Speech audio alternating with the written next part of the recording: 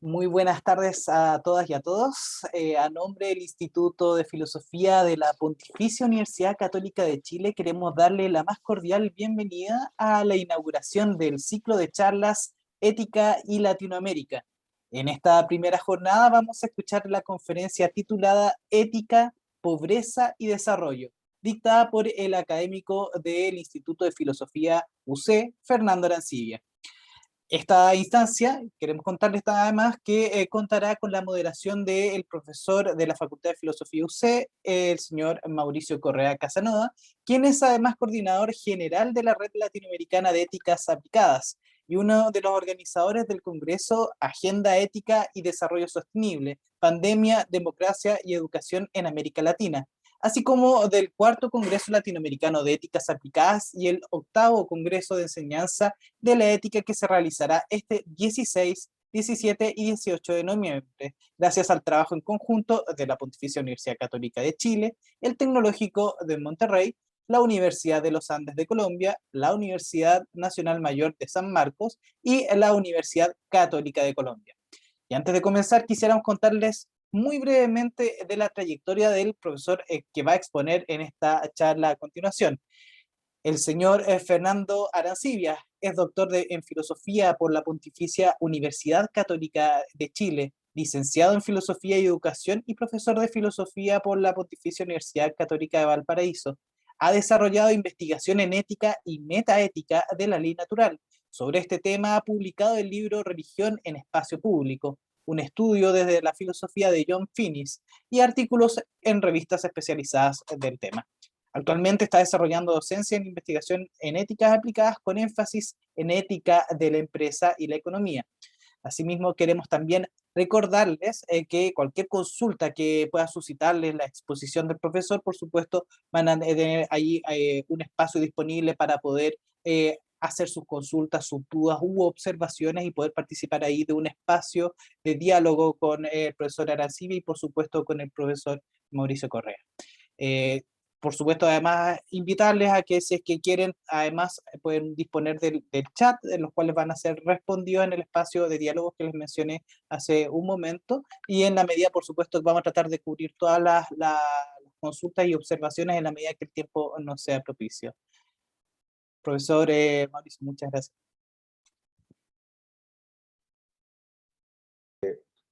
Muchas gracias, Francisco, por la introducción. Bueno, doy la más cordial bienvenida a todas y a todos a este ciclo de charlas que son una preparación para, como ha dicho Francisco, la realización del cuarto Congreso Latinoamericano de Éticas Aplicadas y octavo Congreso de Enseñanza de la Ética. Este ciclo preparatorio tendrá 4 charlas. ¿Ya? En esta ocasión, como ya ha presentado Francisco, le corresponde el turno a el profesor Fernando Arancibia, de la Pontificia Universidad Católica de Chile. Pero luego vendrán 3 charlas más a cargo de académicos de México, Colombia y Perú. Como he dicho, son una preparación, un preámbulo, ¿ya?, para la realización del Gran Congreso que se realizará los días 16, 17 y 18 de noviembre de este año. Y lo digo con calma porque están todas y todos cordialmente invitadas, invitados a este evento. No puedo darles toda la lista de personas que van a participar de distintos países de América Latina en este gran encuentro, pero sí ya les invito muy especialmente a las 3 conferencias principales con las cuales vamos a dar inicio a este congreso. El día 16 de noviembre estará con nosotros Stefano Samagni, economista de la Universidad de Bolonia, de Italia. Luego, el 17 de noviembre, la conferencia estará a cargo de la filósofa Paulette Dieterlen de la Universidad Nacional Autónoma de México. Y el 18 de noviembre ya cerraremos nuestro congreso con la conferencia del profesor Alejandro Gaviria, rector de la Universidad de los Andes de Bogotá, Colombia. En esta ocasión, el tema que va a concentrar este congreso digo, el cuarto ya, es Agenda Ética y Desarrollo Sostenible, Pandemia, Democracia y Educación en América Latina. Y siguiendo esta línea, las charlas que van a preparar este congreso van a abordar preliminarmente algunas de estas temáticas, ya que van a ser abordadas, reitero, el 16, 17 y 18 de noviembre de este año. Es así como hoy nos corresponde hablar del ODS 1, fin de la pobreza. Como ustedes saben, los ODS son los Objetivos de Desarrollo Sostenible, o también llamados Agenda 2030, ¿ah? Que son las grandes metas que se han trazado a nivel global, ya una cantidad impresionante de países. Lamentablemente, estos objetivos se han visto seriamente afectados por la pandemia. La verdad es que ya era difícil alcanzarlos antes de la pandemia, pero ahora es mucho más difícil. Bueno, dentro de esos 17 objetivos, el objetivo 1, el ODS 1, ¿ah? Es el fin de la pobreza. En este sentido, el informe Panorama Social de América Latina 2020 de la CEPAL reveló que la pandemia generó 22 millones de nuevos pobres en América Latina, alcanzando una tasa de 33,7, lo que representa un retroceso de 12 años en la región. En el caso de la pobreza extrema, la tasa se situó en 12,5. Fíjense ustedes lo que representa un retroceso de 20 años. ¿Ya? Solo en el año 2000 habíamos alcanzado la cifra de 12,4%. En el caso de Chile, arrojó que es el segundo país de la región, después de Uruguay, donde menos aumentó la pobreza en 2020 a raíz de la crisis sanitaria. Sin embargo, las personas en situación de pobreza en nuestro país subió del 8,6% en 2017 al 10,8% en 2020 debido a la pandemia de COVID-19, según cifras entregadas por el Ministerio de Desarrollo Social a raíz de la encuesta CACEN 2020. Dicho estos datos, que en realidad son extremadamente dramáticos con relación a la realidad de la pobreza en el continente latinoamericano y en particular en el caso de Chile, dejo con ustedes al profesor Fernando Arancibia, quien ha titulado su intervención de hoy Ética, Pobreza y Desarrollo. Buenas tardes, profesor Fernando Arancibia. Muchas gracias, profesor Correa. Muchas gracias al equipo de comunicaciones del Instituto de Filosofía.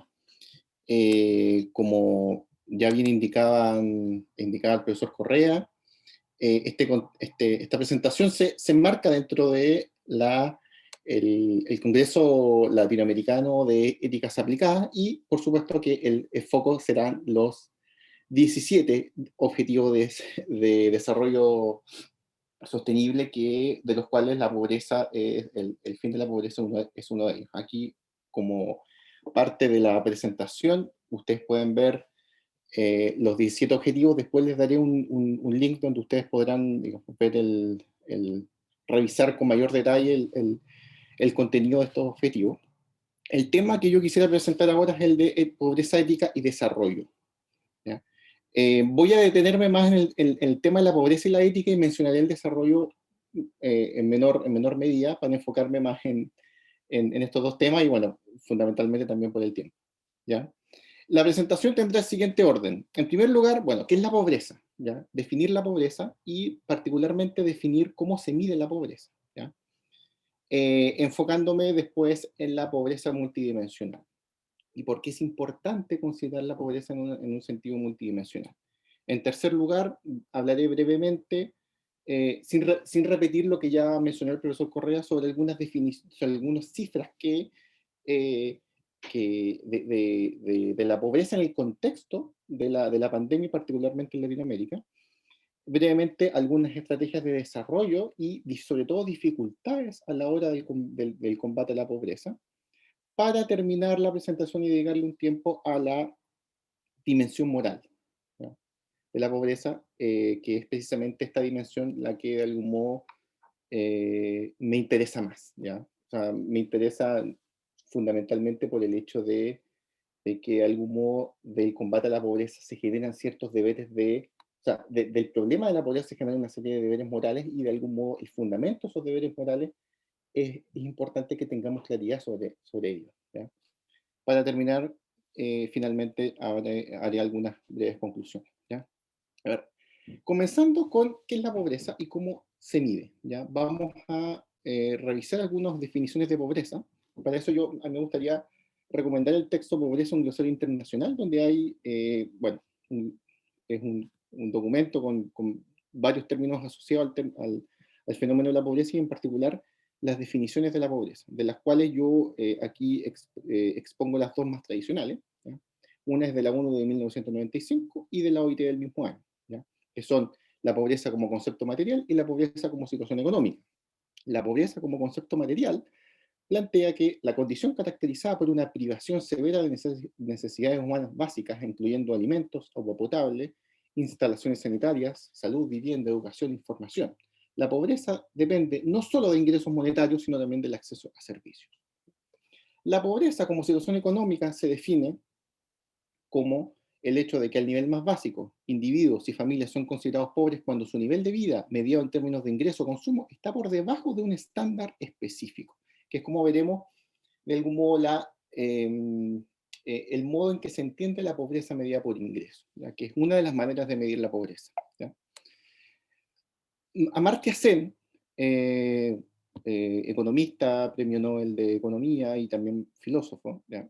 Define la pobreza como privación de capacidades, y sobre la noción de Amartya Sen veremos que será importante a propósito de la pobreza multidimensional, que es de algún modo la manera más, podríamos decir, completa de medir la pobreza, ¿ya?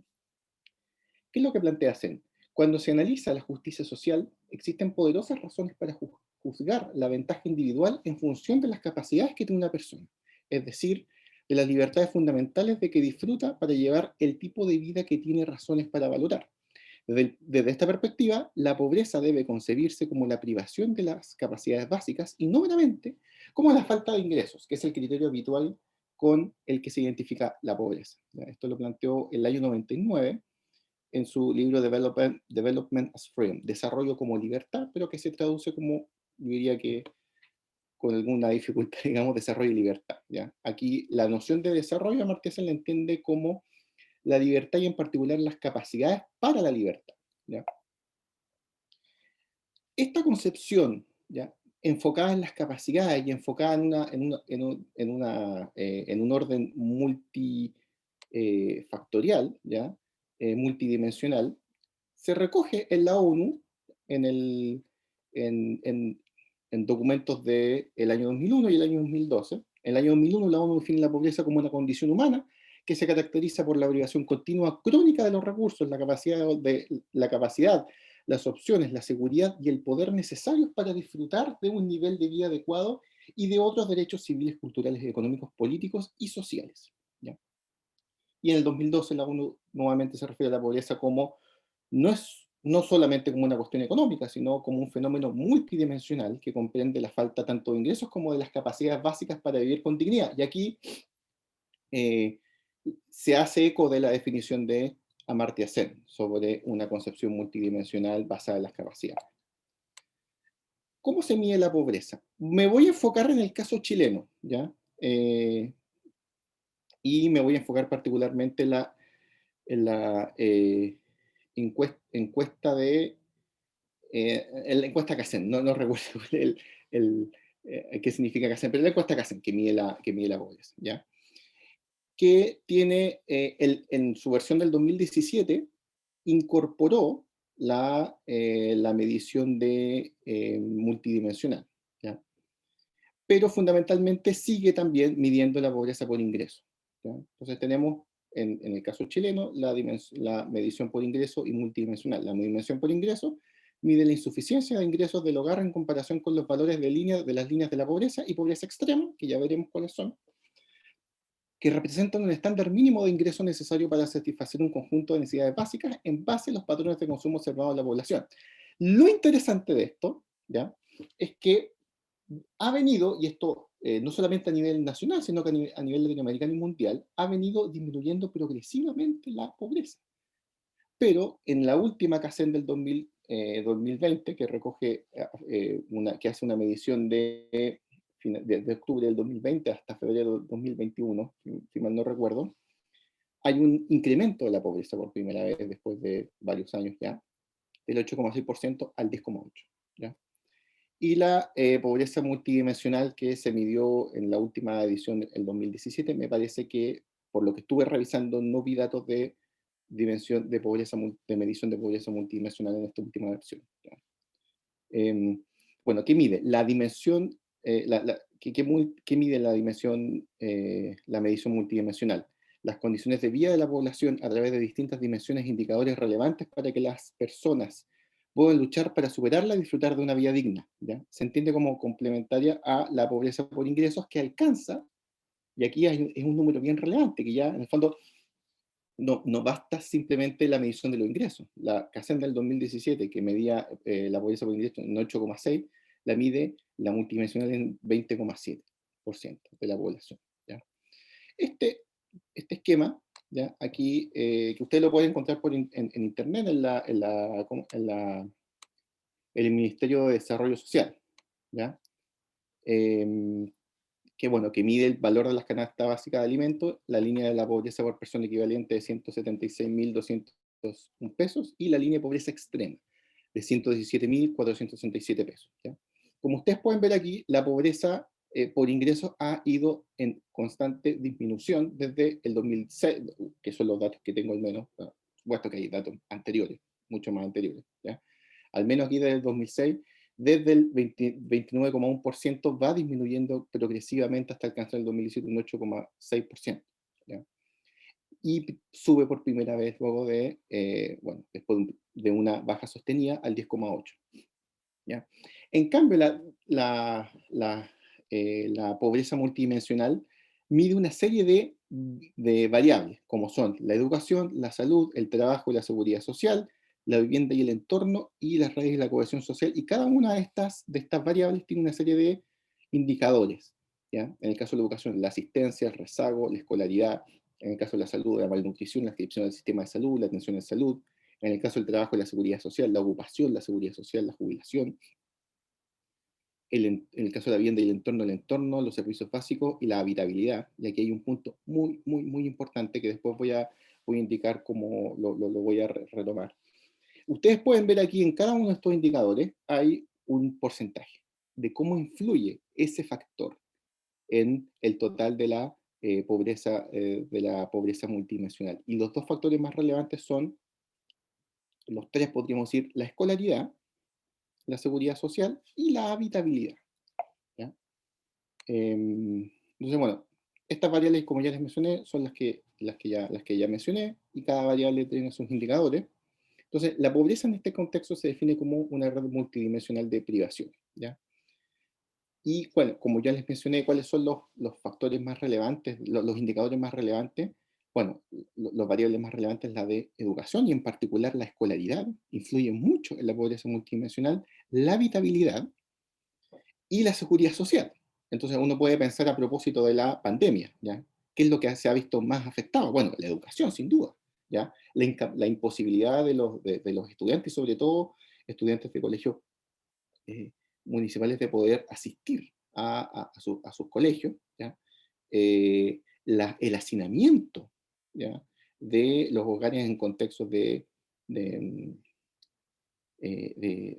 cuarentena, por ejemplo, ¿ya? Y el otro factor que también, bueno, y el factor de la seguridad social, es decir, la importancia que tiene el Estado a la hora de poder brindar ciertos servicios a esas personas, ¿ya? Otro factor que podríamos agregar como agravante de esta situación en el contexto de pandemia es que el mercado laboral de las personas más vulnerables es fundamentalmente informal, ¿ya? Y en ese sentido, y en uno de los documentos que revisé, no recuerdo cuál, aparece precisamente ese fenómeno, es decir, la pandemia pulverizó, con esos términos utilizados, lo mencionaba el artículo, pulverizó el mercado laboral de las personas que están en esta condición.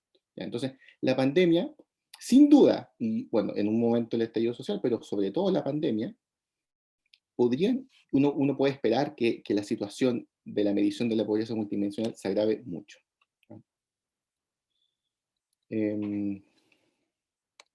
Ahora, continuando con el tema de la pobreza y la pandemia, constantemente la pobreza en el mundo ha ido disminuyendo durante casi 25 años. Estos son tomo como referencia algunos datos del Banco Mundial, ¿ya? Por primera vez en el contexto de la pandemia sufre su peor revés, por primera vez en más de 20 años, ¿ya? Se prevé que la pobreza aumentará como resultado de las perturbaciones ocasionadas por la pandemia, pero también por ciertas perturbaciones ocasionadas por los conflictos políticos, el cambio climático, ya que ya estaban siendo factores de freno de la pobreza, ¿ya? Y aquí hay unos datos que ya me parece mencionó el profesor Correa. La tasa de pobreza extrema mundial disminuyó del 10,1 en 2015 al 9,2 en 2017, lo que equivale a 689 millones de personas que vivían con menos de $1,90 al día, ¿ya? Esto, por supuesto, con la pandemia se prevé que se va a agravar. Y, por lo tanto, la baja y el combate a la pobreza y el objetivo de terminar con la pobreza para el 2030 se ve más difícil. Quizás no haya que pensar en el 2030, haya que pensar en el 2050. Si es que no nos toca la pandemia, ni Dios quiera. ¿Qué pasa en el contexto latinoamericano? ¿Ya? Según las proyecciones de la CEPAL, este es un documento que se llama, olvidé el nombre del documento, pero un documento que, Panorama Social de Latinoamérica, así se llama el documento, que saca la CEPAL de manera constante, ¿ya? Y ahí en ese documento se plantea que, plantea que las proyecciones de la CEPAL como consecuencia de la fuerte recesión económica de la región registraría una caída del PIB del menos 7,7. ¿Ya? Se estima que en el 2020 la tasa de pobreza extrema se sitúa en un 12,5 y la tasa de pobreza alcanzó el 33,7% de la población de Latinoamérica. Ello supone que el total de personas pobres ascendió a 209 millones a finales de 2020, 22 millones de personas más que el año anterior. De ese total, 78 millones de personas se encontraron en situación de pobreza extrema, 8 millones más que en 2019. El aumento de los niveles de pobreza y pobreza extrema sería todavía mayor sin las medidas implementadas por los gobiernos para transferir ingresos de emergencia, ¿ya? De hecho, hay un dato importante que no lo tengo acá, pero que a propósito de la CACEN, ¿ya? El ingreso de las personas más pobres fue solamente entre un 5 y un 6%, ¿ya? Desde el punto de vista, o sea, ese ingreso, solo el 5% venía por trabajo. El otro, por supuesto, por transferencias de ayudas estatales, ¿ya? La pandemia ha evidenciado y exacerbado grandes brechas estructurales de la región y en la actualidad se vive en un momento de elevada incertidumbre en el que aún no están delineadas ni la forma ni la velocidad de la salida de la crisis. No cabe duda que los costos de la desigualdad se han vuelto insostenibles y que es necesario reconstruir con igualdad y sostenibilidad, apuntando a la creación de un verdadero estado de bienestar, tarea largamente postergada en la región, plantea la CEPAL. Bien. Ahora, la manera de sacar a las sociedades de la pobreza, ¿ya? De que las sociedades salgan de la pobreza a través del desarrollo no solamente económico, sino que también integral, ¿ya? No solamente medida en crecimiento del PIB, sino, por supuesto, en otro tipo de variables, ¿ya? Ahora, me voy a detener en uno de los temas a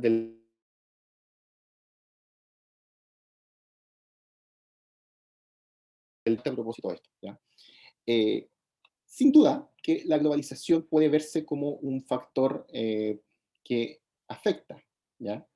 De manera importante las posibilidades de desarrollo de los pueblos, ya sea para bien o para mal. Y se ha debatido largamente acerca de la globalización, los beneficios o los perjuicios de la globalización, si la globalización es algo bueno o es malo, ¿ya? Y aquí yo me voy a tomar de un economista indio, Kaushik Basu, ¿ya? Que fue economista del Banco Mundial, y que en su libro Maya, la mano invisible, que es uno de los libros que al final de la presentación voy a recomendar, entre varios otros, plantea que la globalización es la consecuencia no intencionada de las acciones de miles de millones de individuos en el transcurso de la historia. Y no es evidente que alguien que tenga el poder que alguien tenga el poder de detenerla, ni mucho menos revertirla. Su inevitabilidad la hace parecer a la fuerza de gravedad. Sin duda podemos hablar de lo bueno, lo malo de la gravedad, la forma en que nos impele a todos hacia abajo, pero es poco probable que esas conversaciones sean de mucho valor, ¿ya? Entonces, en el fondo, lo que él plantea, bueno, la globalización es un fenómeno que se da, ¿ya? Que es inevitable en cierto modo, que no es un fenómeno que sea muy controlable, ¿ya? Y en consecuencia, lo que hay que tener presente, bueno, cómo en un contexto de globalización vamos a aprovecharla para el bienestar de los pueblos, ¿ya? Ahora, el problema de la globalización, plantea este economista, radica fundamentalmente no tanto en si es buena o mala, digamos, porque es inevitable, plantea, sino sobre todo en el rezago de la globalización política respecto de la globalización económica, ¿ya? En el sentido de que la globalización económica, bueno, los mercados están interconectados, globalizados, etc. ¿Ya? Pero no sucede lo mismo con ciertos principios políticos, con ciertas instituciones democráticas, ¿ya? Y en cierto modo uno puede ver una forma o una suerte eh, de algún modo, una suerte de abuso, ¿ya? De parte de ciertos países o de ciertas sociedades, ¿ya? En parte porque hay ciertos países que poseen un poder asimétrico, ¿ya? Para influir en los demás, ¿ya? Entonces uno puede pensar, por ejemplo, en la gente, independientemente del aspecto geopolítico que uno pueda cuestionar ahí, ¿ya? Estados Unidos, ¿ya? Eh, impone sanciones, ¿ya? Ha puesto sanciones a Cuba, a Irán, Venezuela, y otros países más, y bueno, por supuesto que también tuvo un rol relevante que jugar en los 70, ¿ya? En Chile, ¿ya? De algún modo, la suerte de los miembros de esos países está estrechamente vinculada con las políticas de Estados Unidos, con la elección de Estados Unidos, etc. ¿Ya? Entonces, de algún modo, y el autor lo plantea de la siguiente manera, es decir, en una sociedad democrática, en una globalización de la democracia, ¿ya? Los ciudadanos de estos países que se ven profundamente influidos por la política exterior de estos otros países, ¿no? Deberían tener de algún modo un rol que jugar en esas elecciones de modo tal, porque claro, los políticos de esos países no rinden cuenta, no les rinden cuenta a la gente de Cuba, no les rinden cuenta a la gente de Irán, etc. ¿Ya? Solamente los políticos de esos países tienen que, o deberían rendir cuenta a sus ciudadanos, ¿ya? Entonces lo plantea en estos términos, Basu. Como la democracia requiere la capacidad de elegir líderes que influyen en la vida de las personas,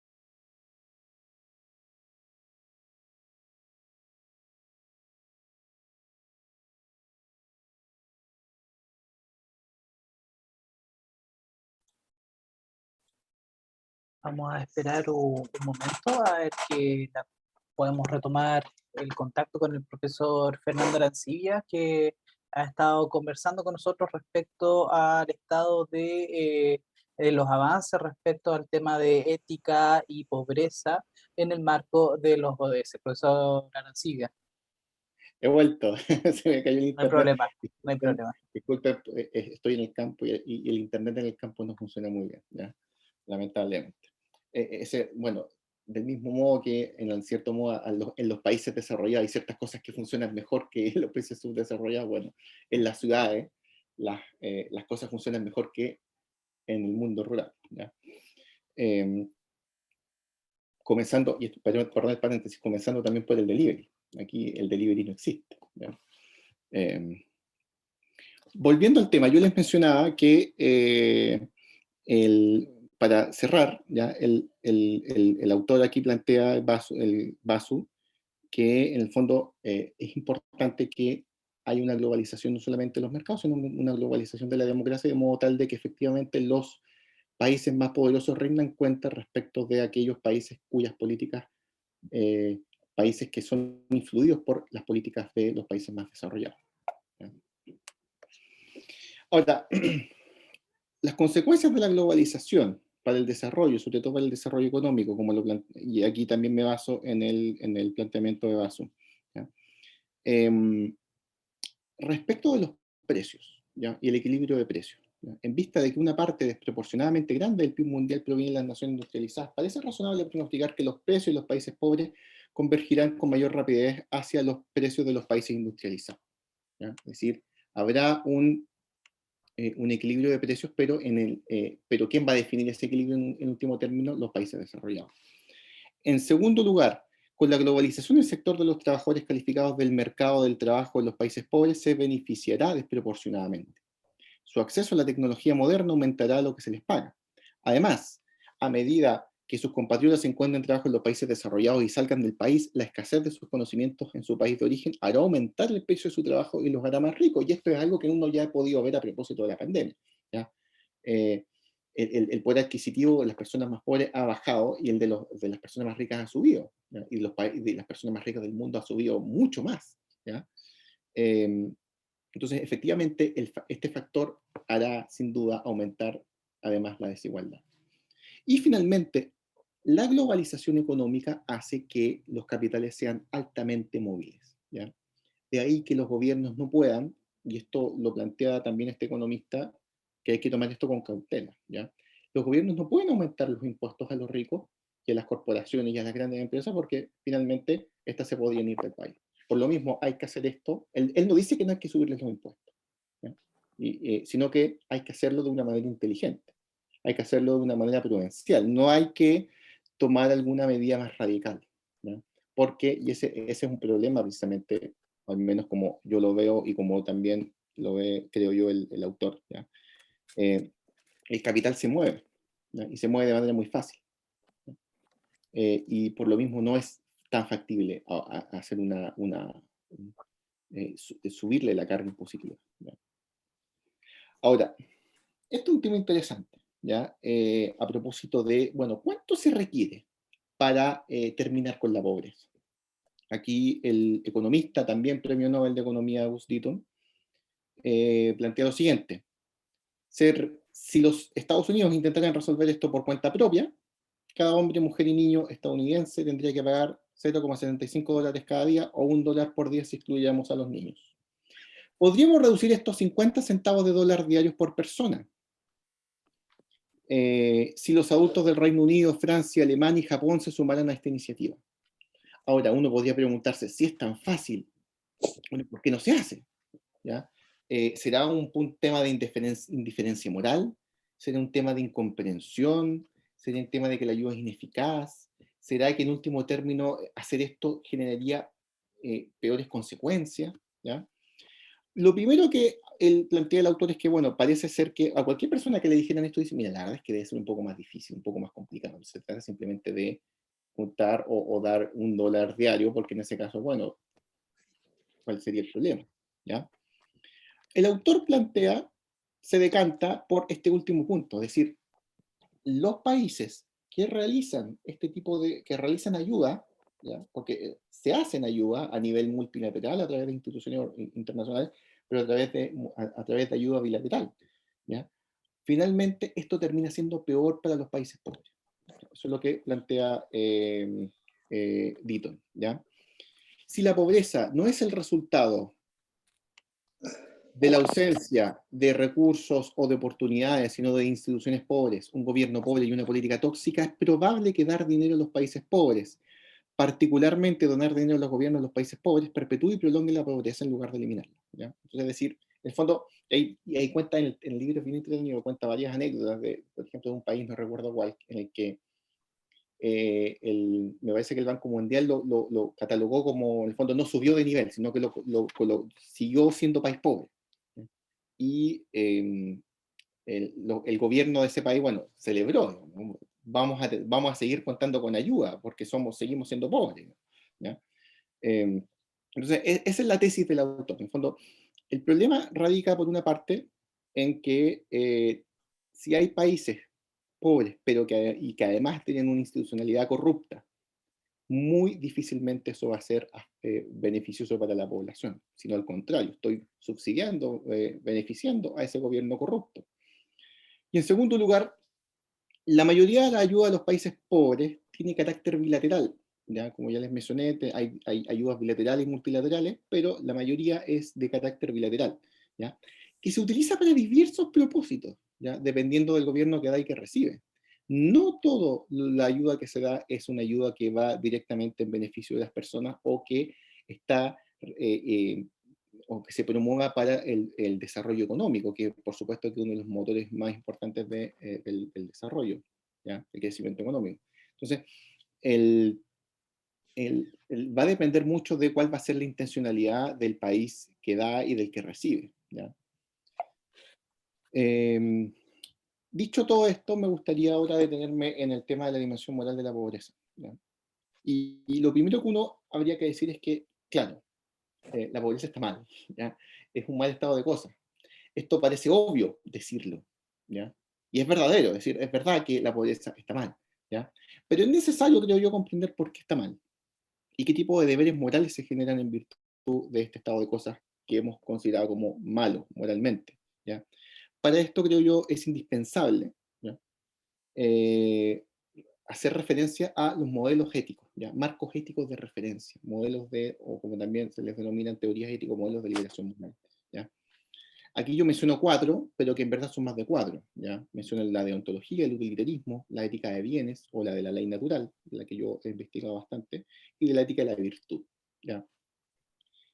Por supuesto que hay varias formas de deontología, varias formas de utilitarismo, hay otras teorías que no necesariamente se incluyen dentro de alguno de estas concepciones, ¿ya? Pero voy a hacer una revisión más bien amplia, ¿ya?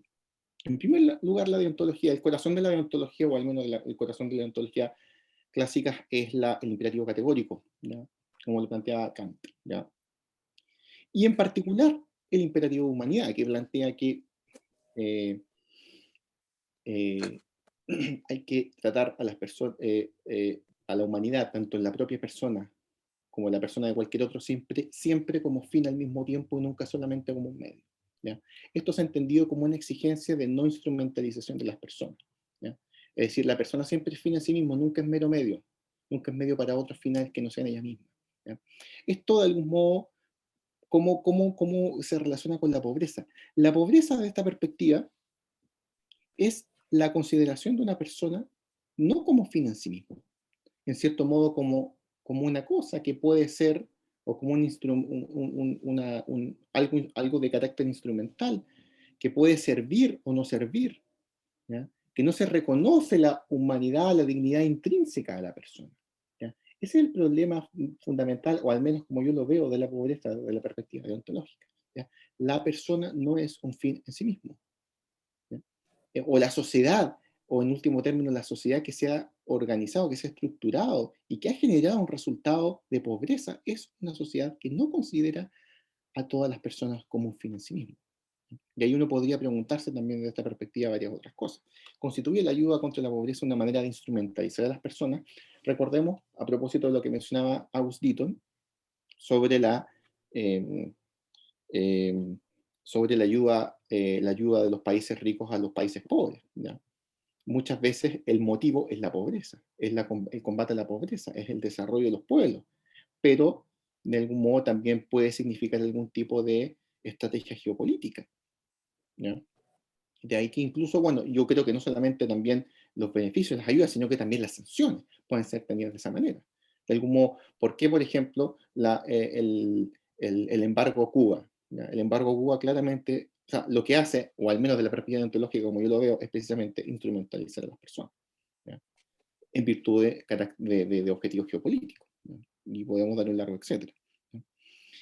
Podemos pensar también de quién es la responsabilidad moral por la ineficacia de la ayuda de los países pobres. ¿Tienen los países ricos una responsabilidad sobre cómo usar sus recursos? Y ahí el autor del libro también, que no habla sobre ética, habla sobre la pobreza en términos más económicos, ¿ya? Ahí él sugiere que efectivamente hay un incentivo para no controlar el modo en que estos recursos son utilizados, ¿no? Porque de algún modo la mantención o la permanencia de esos recursos genera también ciertos réditos electorales en sistemas democráticos, ¿ya? Vamos ahora al utilitarismo, ¿ya? El utilitarismo plantea a grandes rasgos la maximización de la felicidad general. No voy a detenerme en algunos aspectos más estructurales de las teorías éticas, por si acaso, ¿ya? Simplemente voy a hablar de aquellos aspectos más generales, ¿ya? La pobreza, ¿qué sería de la perspectiva del utilitarismo? Bueno, una situación de infelicidad general, ¿ya?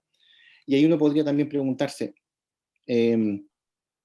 ¿constituye la felicidad, la ayuda de los países ricos una contribución a la felicidad de las personas, de esos pueblos, a la felicidad general, y indirectamente a la felicidad general, o por el contrario implica mayor infelicidad y sufrimiento, que es lo que plantea, como ya mencioné, Tito, ¿ya? Es decir, la ayuda de los países pobres genera, en último término, peores consecuencias, ¿ya? Si genera peores consecuencias, entonces un deber moral desde la perspectiva del utilitarismo sería no realizar esa ayuda, ¿ya? Lo que de algún modo es un poco contraintuitivo, ¿ya? Claro, creemos que hay un deber de ayuda a los países pobres, pero bueno, parece ser que esa ayuda no genera las mejores consecuencias, ¿ya? En tercer lugar, después me voy a tener la ética de bienes y la virtud. En tercer lugar, el enfoque de las capacidades, que ya lo mencioné a propósito pero que no me voy a tener en él, que yo diría que ha sido muy influyente sobre todo como ya les mencioné, en la estructuración de la medición de la pobreza multidimensional. El enfoque de las capacidades plantea que la pobreza implica que las personas no pueden desarrollar al máximo sus capacidades para proseguir sus propios fines. O sea, ahí no hay tanto ciertas concepciones de la vida buena como si veremos en la ética de bienes y la virtud, sino que de algún modo lo que pone énfasis en el enfoque de las capacidades es que las personas tengan ciertas capacidades para ellos decidir cuáles son los fines que ellos quieren, que ellos tienen razones para proseguir, ¿ya? Y finalmente la ética de bienes y la virtud, que tiene por supuesto una raíz aristotélica, ¿ya? Son éticas de orden eudaimonista, es decir, éticas que ponen énfasis en la noción de felicidad y en particular la felicidad como un aspecto central de la vida moral. A mí me parece que este es un enfoque que recoge lo más crudo y lo más relevante del fenómeno de la pobreza. La pobreza implica una situación en la cual las personas no pueden alcanzar la realización plena, que es el objetivo final de toda vida moral. Es decir, una persona que está en una situación de pobreza o de vulnerabilidad no puede ser feliz. ¿Por qué? Porque la felicidad requiere de ciertos aspectos, no solamente de orden económico, sino de orden social, de orden relacional, de orden espiritual también, ¿ya? Y en ese sentido, de ahí que la importancia del enfoque multidimensional para medir la pobreza coarta las posibilidades de realización humana plena. De ahí que el fundamento creo yo, del combate a la pobreza sea precisamente un ámbito de plenitud, ¿ya? Que todos estamos naturalmente llamados a alcanzar, ¿ya? En virtud de nuestra naturaleza. Finalmente me voy a detener el tema de la ética de bienes y la pobreza multidimensional, ¿ya? La ética de bienes, también llamada ética de la ley natural, pero no necesariamente son equivalentes, digamos, ¿ya? O sea, la ética de la ley natural, o sea, la teoría de la ley natural desarrollada por Santo Tomás de Aquino y después por otros filósofos como por ejemplo John Finnis, en fin, plantean la existencia de una pluralidad de bienes humanos básicos, ¿ya? Otro autor, paréntesis, un autor llamado Mark Murphy plantea que no hay claro, que ley natural y es una denominación más bien histórica, ¿ya? Yo creo que hay una vinculación sistemática que es relevante, pero que de algún modo no es esencial o capital a la hora de definir esta teoría, ¿ya? Esta teoría plantea, como les mencioné, la existencia de ciertos bienes humanos básicos que constituyen la plenitud y la realización humana, ¿ya? Las diversas dimensiones de la pobreza se relacionan con ciertos bienes humanos básicos, ¿ya? De ahí que de algún modo la falta de estas variables, ¿ya? De estos aspectos de la realización humana, que son los que precisamente mide la pobreza multidimensional, la falta de ello implique una falta o un problema una falta en la posibilidad de la persona de realizarse plenamente, ¿ya? ¿Cuáles son estos bienes humanos básicos? la vida, el conocimiento, la experiencia estética, la amistad, la familia, la excelencia en el juego, en el trabajo, etc. Cada una de estas, como mencioné, dimensiones de la pobreza son en el fondo formas de alcanzar la plenitud humana, ¿ya? Que no están presentes en una situación de pobreza. Para ir cerrando, algunas conclusiones, ¿ya? La pobreza afecta la capacidad de las personas para realizarse plenamente, ¿ya? Esa es un poco la idea que yo quisiera transmitir ahora, ¿ya? Por eso es tan importante, por eso la pobreza es un tema muy de la mayor importancia, ¿ya? La falta de realización de las personas implica también una falta de realización plena para quienes no estamos en dicha situación, ¿ya? En el fondo, como Aristóteles planteaba que en el fondo la realización, la eudaimonía se alcanza en la polis, ¿ya? De ahí que una polis que esté de algún modo fragmentada, disociada, que haya un tejido social roto o lesionado, implique que ninguno de nosotros en último término puede ser feliz si hay alguien, si hay otra persona que está en una situación de pobreza y vulnerabilidad. En segundo lugar, existen diversas maneras de medir la pobreza. La más completa es la dimensión multidimensional, y ahí yo les mencionaba que muy probablemente, en virtud de todo lo que hemos sabido, la pobreza multidimensional va a aumentar profundamente con el tema de la pandemia, ¿sí? Las diversas dimensiones de la pobreza se relacionan con los bienes humanos básicos, que son el fundamento de nuestras posibilidades de realización. En tercer lugar, la ayuda de los países ricos a los más pobres no logran su objetivo de impulsar el desarrollo en los países pobres. Y en cuarto lugar, la globalización es inevitable, y lo que debe preocupar, en primer lugar, es el rezago de la globalización política respecto de la económica. Una democracia más amplia e internacional podría ayudar a resolver el rezago y hacer más eficaces las ayudas a los países pobres. Para cerrar, simplemente una recomendación de bibliografía, ¿ya? Sobre el tema de la pobreza, bueno, yo recomiendo el libro de August Deaton, todos estos libros son súper accesibles por lo demás y no son caros, ¿ya? El libro de Más allá de la mano invisible de Kaushik Basu y el libro Los Invisibles, editado por el IES, que me parece también una aproximación, digamos, muy interesante del fenómeno de la pobreza y la vulnerabilidad, que por lo demás es un libro editado en Chile, ¿ya? Y recoge particularmente la problemática chilena de la pobreza. Y dos libros para introducir a algunos temas de ética, el clásico de James Reichels y el que editado por Ediciones Museo, donde varios de los colegas del instituto hemos colaborado con algunos capítulos. Particularmente el enfoque de la ética de los bienes humanos básicos, lo trato en ese libro, en un capítulo denominado Los Valores, por si a alguien les interesa. Y finalmente, algunos links recomendados, ¿ya? El panorama social de América Latina, el informe de la CEPAL, los objetivos de desarrollo sostenible y la encuesta CACE en 2020. Muchas gracias por su atención.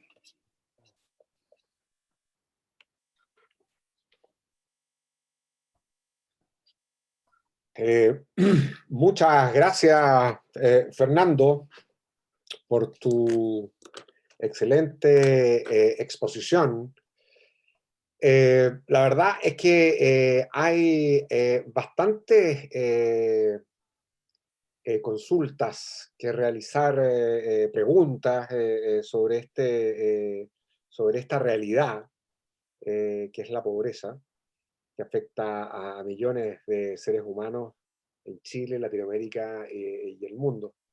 Agradezco a Claudio Pardo, que menciona el libro Ética Aplicada, desde la medicina hasta el humor, que coeditamos con Adela Cortina, que tiene un capítulo tremendamente importante sobre ética del desarrollo, Sí, sobre escrito por Emilio Martínez. Perdón, Mauricio. Pero yo entiendo para que... mí fue un capítulo muy influyente y la verdad que lo dio pero entiendo, disculpa. entiendo. Yo quisiera partir y para iniciar el diálogo, digamos, que quizás la parte más interesante de estas charlas, invito a quienes participan en este encuentro que puedan realizar sus preguntas a través del chat. Pero para iniciar ese diálogo, una pregunta bien general.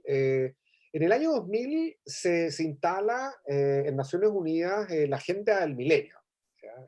Que invita a alrededor de 189 países a lo que se conoce con el nombre de la Agenda 2015, ¿no? Del 2000 al 2015. Eran 8 objetivos en aquel momento. Claramente, aunque hubo avances, según todas los diagnósticos y las mediciones, aunque hubo avances, hay que ser realistas, y no se lograron los objetivos. Eran 8. Y luego aparecen los objetivos de desarrollo sostenible, que ya no invita a 8 objetivos, o sea, ahora es más ambiciosa todavía la agenda, sino que se espera que al 2030, al 2030, se logren estos 17 objetivos, digamos. La verdad sea dicha es que antes de la pandemia ya se vislumbraba que no se iban a alcanzar los objetivos de desarrollo sostenible. ¿Eh? Esa es la realidad. Sin embargo, con la pandemia ya no solo no se van a alcanzar, sino que además, como queda claramente reflejado en relación al tema y a la realidad de la pobreza, hemos retrocedido, en principio 1 década, 2 décadas, de manera dramática. Pregunta general, digamos, para que la gente que está aquí y con la cual estamos compartiendo se haga una idea. ¿Qué sentido, al final del día, tienen los objetivos de desarrollo sostenible cuando ya ha quedado demostrado que al 2015 no fue posible, al 2030 no va a ser posible, y lo más probable es que surja una nueva Agenda 2050 o 2060, digamos? ¿Cuál es el sentido que tú ves a estas metas u objetivos? A ver, yo diría que en primer lugar hay un problema con el hecho del compromiso de los estados, ¿ya? Sí, los estados se comprometen en esta agenda como miembros de la ONU, pero mi pregunta es qué tipo de, digamos, con qué antecedentes, con qué intenciones, eh, con qué trabajo de base se compromete un estado, ¿no? A estos objetivos. Mi impresión es que no hay un compromiso. A ver, no digo que no hay una intencionalidad de, ojalá alcanzar los objetivos, sería ideal, sería espectacular, etcétera. Pero así no se alcanzan, digamos, no se alcanzan con intenciones, se alcanzan con trabajo, se alcanzan con un proyecto, ¿ya? Entonces mi pregunta es, no sé si hay un proyecto detrás de cada uno de los estados a la hora de poder comprometerse con estos objetivos. Yo creo que es un problema importante, un problema que de algún modo radica, en el que radica de algún modo la ineficacia o particular, claro, la ineficacia de firmar o de firmar compromiso, establecer objetivos, etcétera, ¿ya? Eh, pero yo no creo que esa sea la película completa. Yo creo que la película completa también muestra una parte sí constructiva, sí positiva, que genera un movimiento, ¿ya? Detrás de estos objetivos, ¿ya? Que genera, por ejemplo, eh, la intención, el deseo, pero no solo el deseo, sino que el trabajo de desarrollar metodologías para la medición de una pobreza multidimensional, ¿ya? Yo creo que eso, de algún modo, creo yo que se motiva en parte por esto, ¿ya? Y que de algún modo eh, puede ser un impulso para mejorar el modo en que medimos la pobreza, puede ser un impulso para pensar nuevas maneras de concebir la pobreza y el desarrollo, puede generar discusión científica y académica, como de hecho lo está haciendo a propósito del Congreso Latinoamericano de Éticas Aplicadas, pero, y creo que eso es valioso, ¿ya? Ahora bien, no es suficiente. Y quizás de algún modo los estados están al debe en un compromiso más concreto, más serio quizás, con la firma de estos objetivos. A grandes rasgos, para sintetizar mi respuesta, hay consecuencias positivas, hay aspectos relevantes que se motivan, ¿ya? Que se motivan en virtud de la firma de estos objetivos, pero yo no sé si hay detrás un trabajo serio y un compromiso efectivo con un proyecto. Y yo creo que ese es el problema, ¿ya? Y de ahí que, como tú bien dices, creo yo, o sea, el 2030, bueno, 2030 no pase nada, 2040, pucha, parece que tampoco, y así. Hablemos de otros objetivos y así. Creo que la dinámica de, precisamente, y esto creo que refleja un poco lo que mencioné en la presentación, refleja un poco la falta la falta de globalización de la democracia, en el fondo, de las instituciones sólidas, de las instituciones, en el fondo, que no estén cooptadas por la corrupción u otro tipo de aspectos, ¿no? Yo creo que por ahí va. Gracias, Fernando. El profesor Teodoro Witowski de la Universidad de Chile, un colega y amigo a quien además envío saludos, hace dos preguntas. Yo las voy a invertir, ¿eh? Ahí está Teodoro. Teodoro, yo voy a lanzar tu pregunta, pero si tú quieres luego contrarrespondes, ¿eh? No hay ningún problema. Siéntete con toda la libertad. Voy a empezar por la pregunta 2, digamos, ¿eh? Y dice Teodoro, ¿qué responsabilidad le asigna a la creciente población mundial en la pobreza? Ya, bueno, aprovecho de saludar a Teodoro. Muchas gracias por tu pregunta. A ver, ¿qué rol le asigno yo? Bueno, yo creo que, a ver, en principio, creo yo, y porque creo en el fondo, ahí mis premisas son el valor de toda vida humana, ¿ya? O sea, mi premisa es el valor intrínseco y la dignidad de todo ser humano, ¿ya?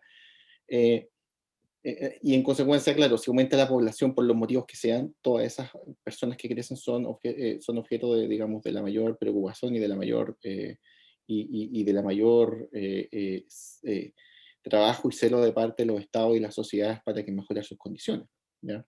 Por supuesto, y de hecho se ha planteado de esta manera en virtud de ciertos criterios utilitaristas, ¿ya? Considerando, por ejemplo, que ya no el criterio utilitarista de la felicidad total, sino de la felicidad promedio. Claramente, si nosotros tomamos ese criterio, los pobres están sobrando, ¿ya?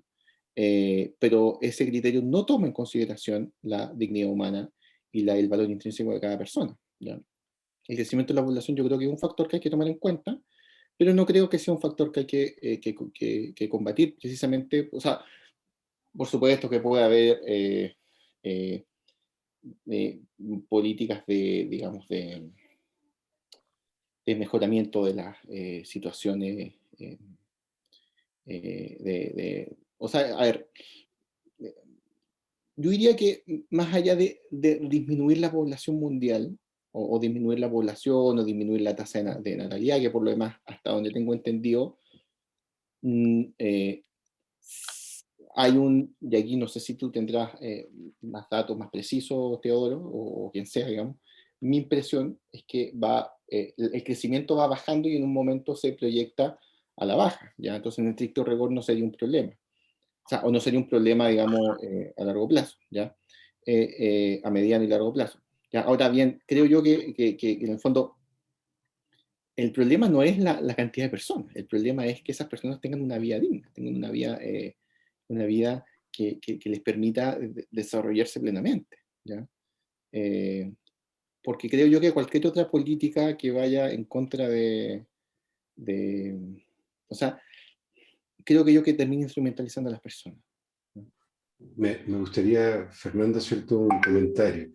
Los países que representan más de un tercio y un poco menos de la mitad de la población del mundo, principalmente está China, India y otros países del Asia-Pacífico, y unos tienen libertad de nacimiento, que es India. Sen lo toca muy bien, de que es la pensión, la jubilación, el tener hartos hijos. Pueden ser mendigos, alguno puede ser médico, entonces lo mantiene porque no hay sistema de seguridad social.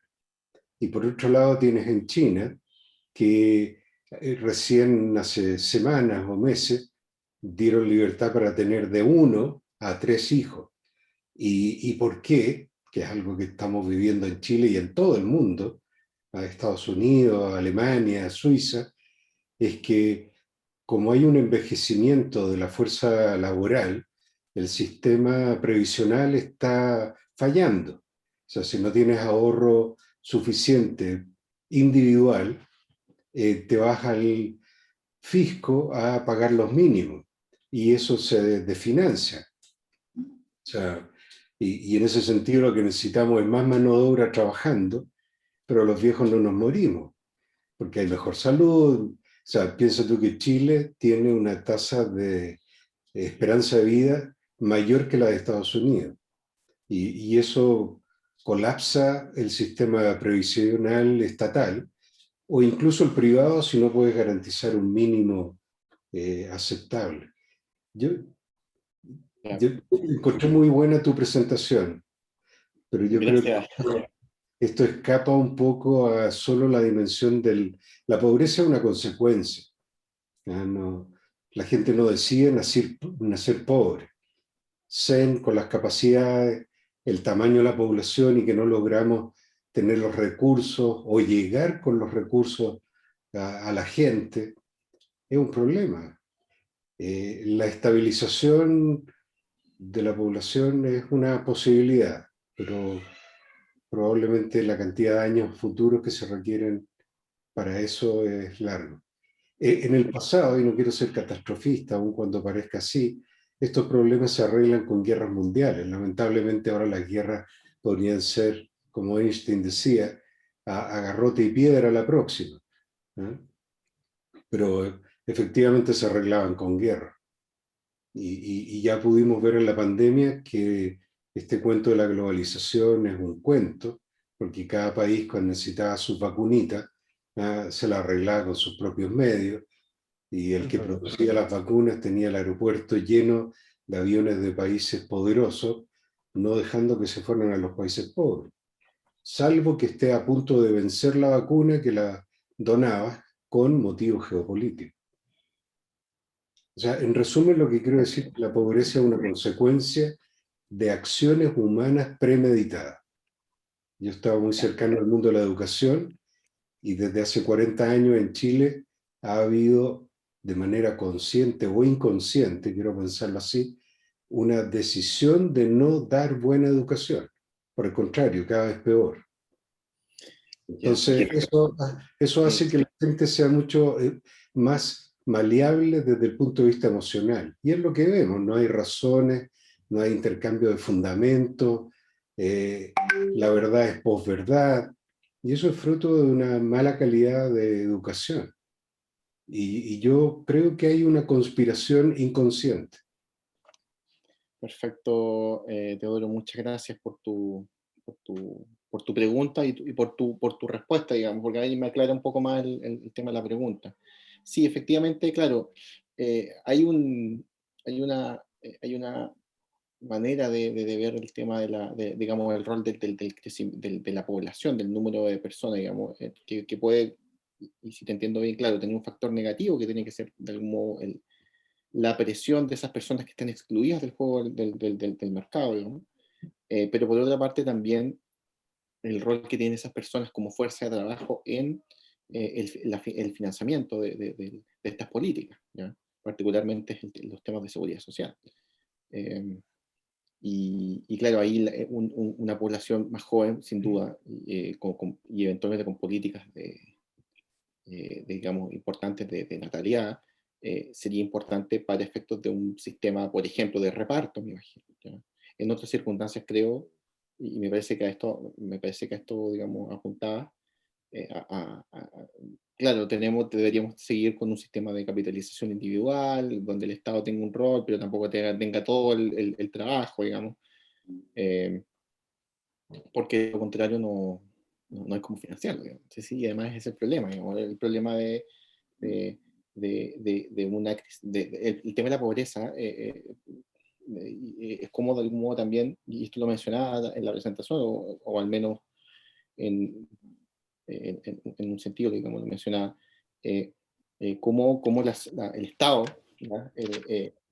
Puede, o sea, eh, cómo el Estado puede aumentar su ayuda sin a su vez cobrar digamos, a las grandes empresas y a las grandes fortunas un impuesto que no sea que se lleve los capitales. ¿Ya? Entonces ahí yo creo que también hay un tema muy importante, hasta dónde el sector privado, hasta dónde se puede obligar al sector privado, ¿ya? Sin que eso genere consecuencias catastróficas también para el crecimiento económico y en consecuencia para las personas y el nivel y su nivel de vida. Muchas gracias.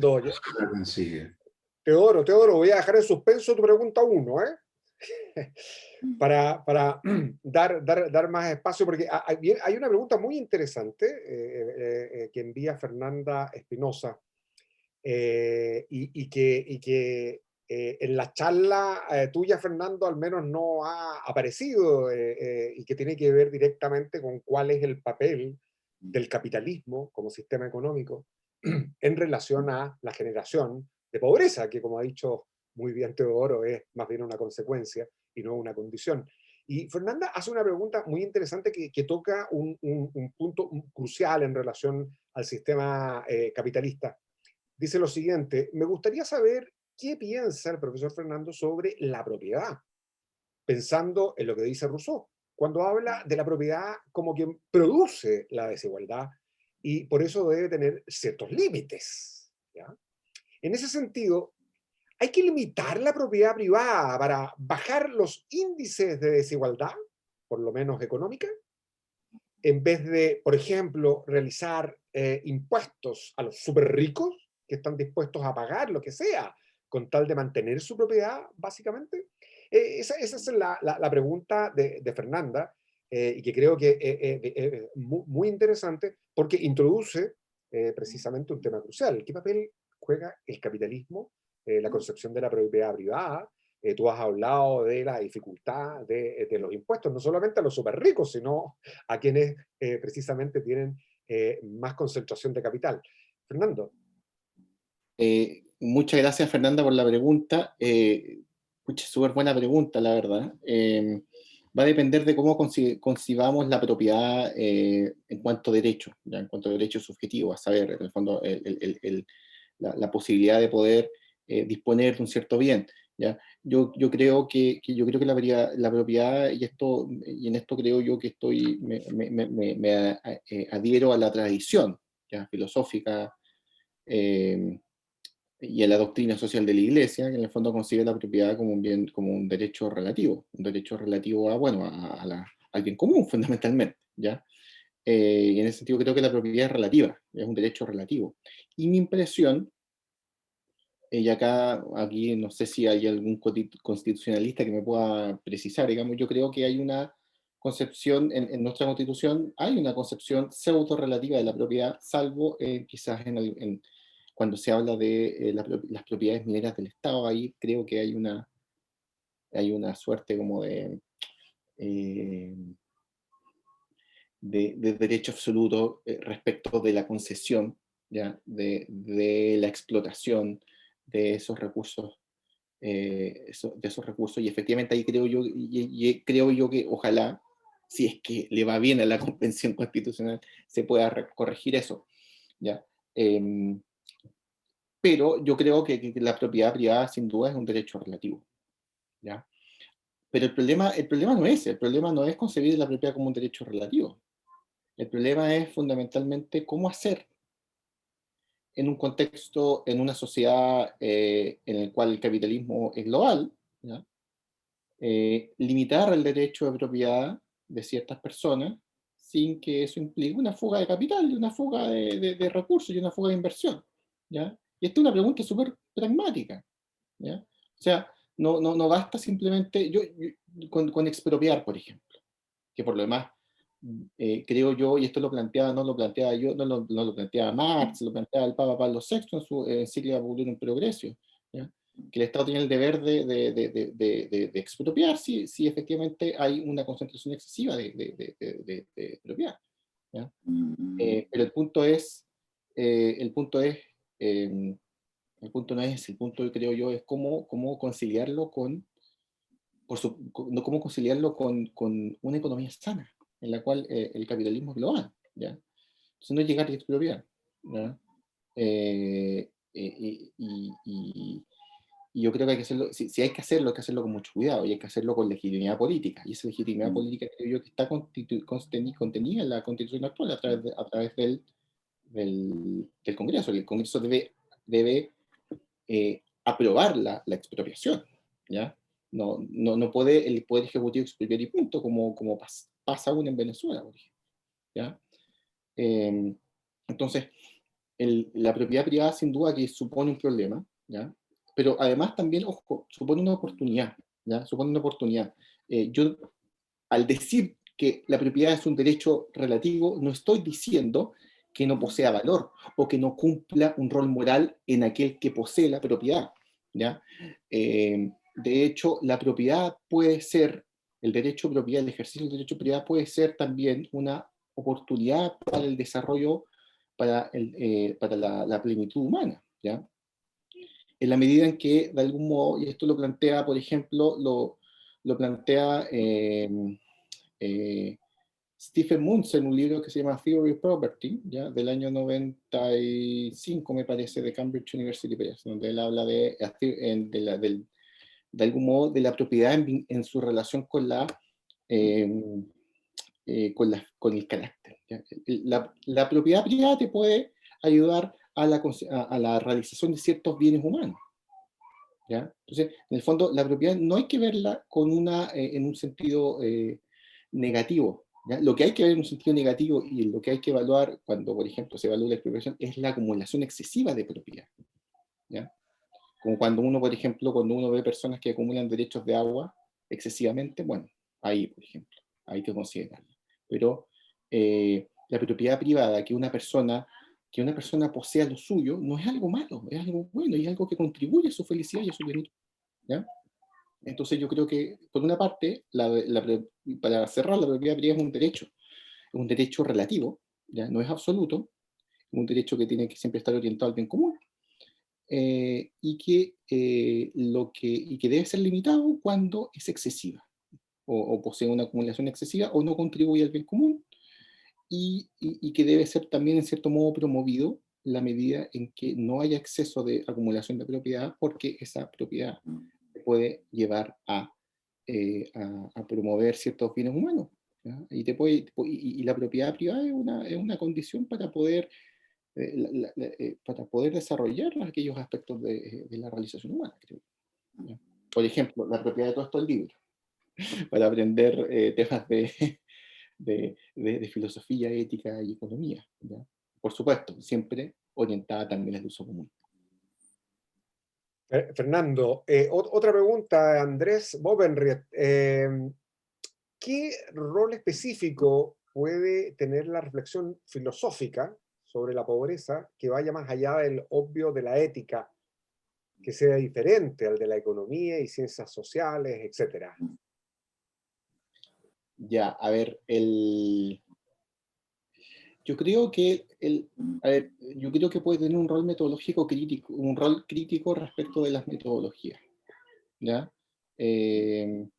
Por ejemplo, cuando uno, a propósito de la metodología para medir la pobreza, ¿ya? Hay un razonamiento, un pensamiento crítico filosóficamente formado, yo creo que permite entender cuáles son las limitaciones de una medición de la pobreza. Entonces uno se queda, por ejemplo, con la medición de ingresos, ahí la filosofía te podría decir, creo yo, una manera, en el fondo, reconocer las limitaciones de la metodología, reconocer las limitaciones de las mediciones, ¿no? Y de algún modo poner de relieve aquellos aspectos que quedan fuera de la medición, ¿ya? Y ahí me acordé de mis clases de filosofía contemporánea cuando estábamos viendo la ciencia y la lógica de Hegel, ¿ya? En una parte, una parte en la introducción me parece que decía, claro, se buscaba algo así como el instrumento de medición para acercarse a lo real, ¿ya? De algún modo no estaremos ya insertos en lo real, digamos, esa medición será de algún modo innecesaria, ¿ya? Yo creo que la filosofía en ese sentido puede aportar a una reflexión crítica sobre las metodologías, pero también poner de relieve lo particular. Yo creo que este sería como un punto importante, poner de relieve lo particular. ¿Ya? Detrás de estas cifras del 10,8, del 8,6, del 20, no sé cuánto, hay personas, ¿ya? Y esas personas, de algún modo, tienen ciertas vivencias, tienen ciertos anhelos, tienen ciertas carencias específicas, tienen ciertas perspectivas de vida que creo yo que la filosofía puede, de algún modo, ayudar a aclararlas y a ponerlas de relieve en un contexto que a veces se tecnifica demasiado, ¿ya? Precisamente, creo yo que la filosofía puede, puede reconciliar una visión más particular con una visión más general.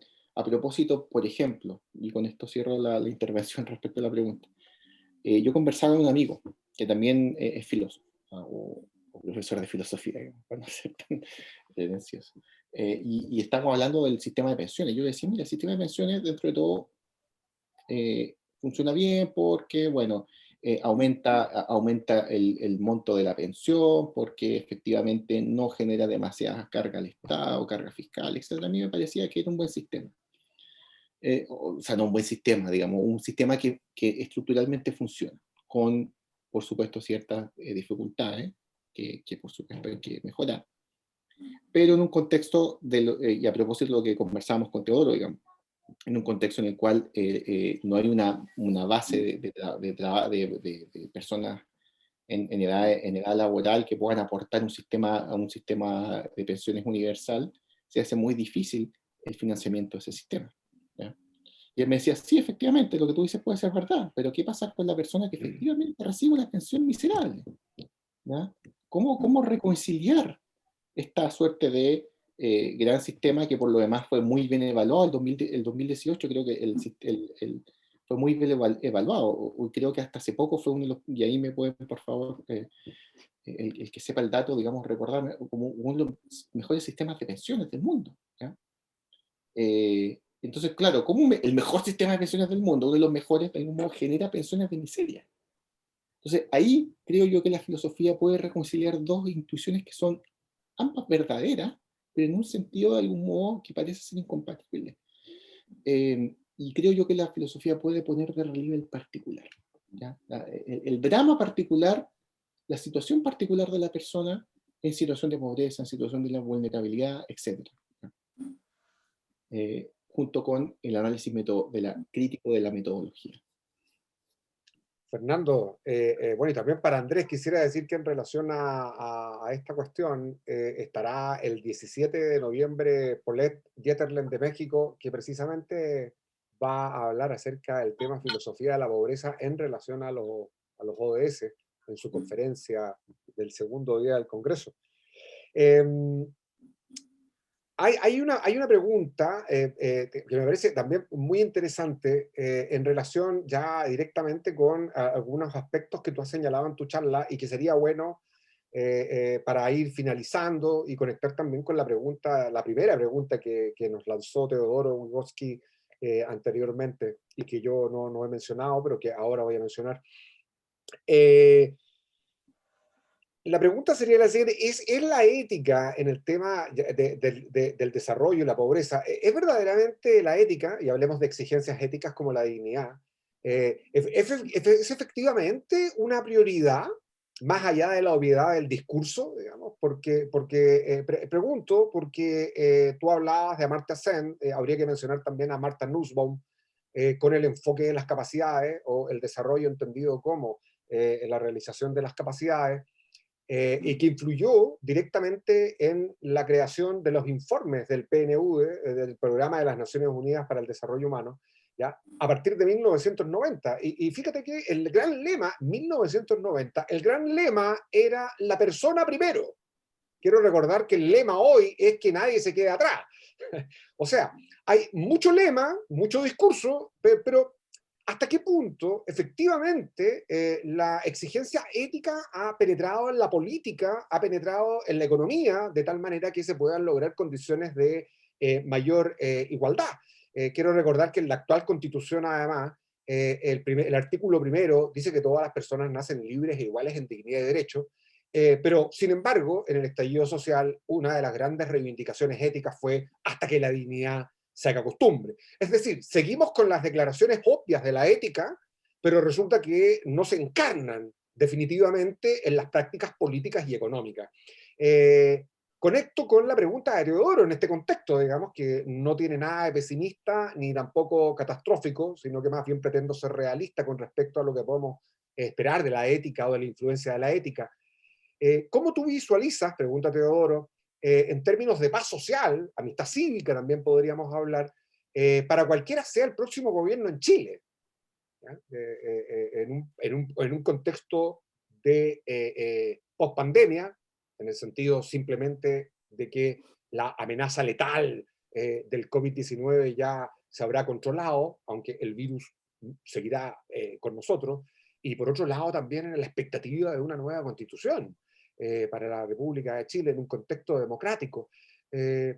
¿Cómo se visualiza esa paz social, esa amistad cívica, uniendo a eso además, y quiero decirlo, en un contexto donde uno de los problemas más graves de la sociedad chilena, según el informe del PNU del año 2017, es precisamente la gran brecha, la desigualdad injusta que estructuralmente está presente en la sociedad chilena?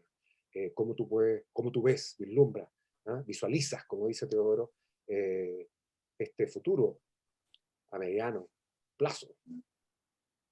Muchas gracias por la pregunta, que es bastante, a ver, yo diría que es bastante compleja la situación en la que se encuentra actualmente nuestro país, pero que quizás, y esto lo podrá probablemente quizás decir mejor un analista político, quizás no es una situación de Chile simplemente, es una situación, digamos, de toda Latinoamérica y de todo el mundo. De hecho, a propósito del Banco Mundial, la disminución en el combate a la pobreza, cuando la disminución del ritmo de disminución de la pobreza tenía que ver no solo con la pandemia, sino que también con una serie de problemas de orden ambiental y político.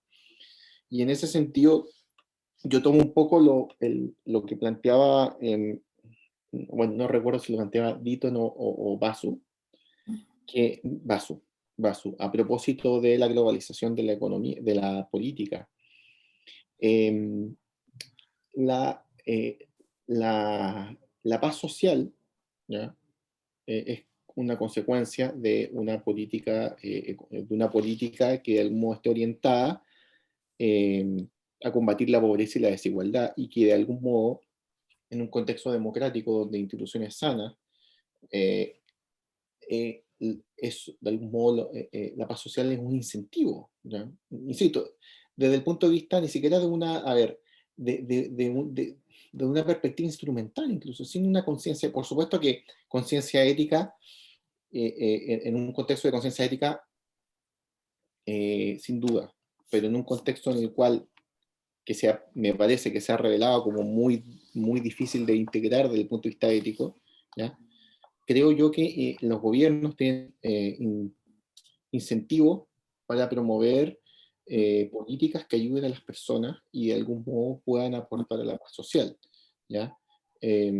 O al menos así creo yo que se entiende, que lo entiende este autor, y yo comparto su objetivo. El problema es que esos incentivos, creo yo que no, a ver, no tenemos un cuerpo político, o más bien dicho, un cuerpo de políticos, ¿ya? De un cuerpo de políticos capaces de poder,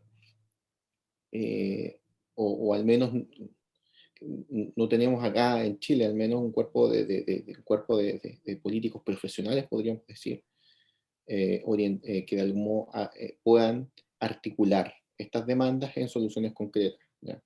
Y en soluciones, más que en soluciones concretas, en soluciones que de algún modo le hagan sentido a la población, ¿ya? Una manera de hacerlo fue el acuerdo constitucional, pero veremos cómo resulta, ¿ya? Veremos cómo resulta, y yo espero que resulte bien, ¿ya?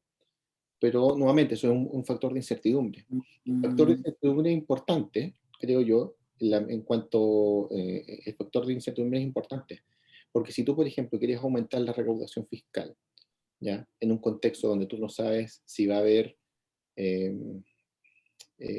si va a haber nueva constitución o no, cómo va a ser la nueva constitución, etcétera, es muy difícil, creo yo, apretar a las empresas, apretar a las grandes fortunas sin que éstas se vayan, digamos, ¿no? Entonces, de algún modo creo yo que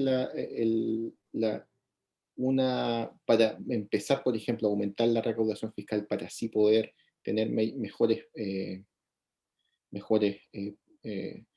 planes y proyectos para combatir la pobreza y la desigualdad. Creo yo que para eso se necesitan instituciones sanas y una política estable, ¿ya? Y precisamente estamos en un momento en el que eso no está presente, ¿ya? Y por eso mismo difícil. Por eso yo veo, por ejemplo, que un impuesto a los súper ricos no lo veo viable ahora, ¿ya? Por supuesto que creo yo o sea, a mí no me parece que sea una mala idea, pero me parece que sería una buena idea en un contexto de estabilidad institucional. Y ahora hay una pluralidad de incertidumbres que no solamente están afectadas por la pandemia, sino que también por la situación política del país. En ese sentido, yo creo que la situación actual es de incertidumbre y habría que ver cómo termina o cómo va tomando forma todo esto, cómo va tomando forma el fin de la pandemia, cómo va tomando forma y el proceso de vacunación y la pandemia en general, cómo va tomando forma el proceso constitucional. Y yo creo que de ahí es posible de algún modo comenzar a hacer algunos cambios estructurales. Antes de eso yo lo veo difícil si queremos mantener un flujo de recursos importantes y un flujo de ayuda importante y un flujo y proyectos de desarrollo para las personas y las sociedades. Sí, sin duda importante y complejo por lo demás, porque no hemos tocado, la discusión daría para mucho más, pero no hemos tocado la tasa de evasión fiscal o la injusticia fiscal, no hemos tocado el tema de la precarización laboral, que son formas nuevas de esclavitud en el mundo laboral, y la corrupción, acompañada junto con la impunidad, que también es causa de pobreza y desigualdad, etcétera. La verdad es que daría para estar discutiendo un buen rato, digamos, en relación a eso. Yo dejo la palabra a Francisco, nuestro anfitrión. Muchísimas gracias, Mauricio. Y bueno, con esta conversación tan animada y por supuesto tan interesante, queremos invitarles a todas y a todos a estar pendientes de esta conversación. Si quieren volver a repasarla, pueden hacerlo. En los próximos días lo vamos a estar subiendo y compartiendo en nuestras plataformas sociales. Y a su vez también dejarles invitados a las próximas actividades que vamos a estar realizando en este ciclo de charlas de ética y Latinoamérica. Queremos agradecer nuevamente al profesor Fernando Arancibia por su exposición tan interesante y por supuesto al profesor Mauricio Correa Casanova por sus intervenciones también siempre tan apropiadas. Muchas gracias.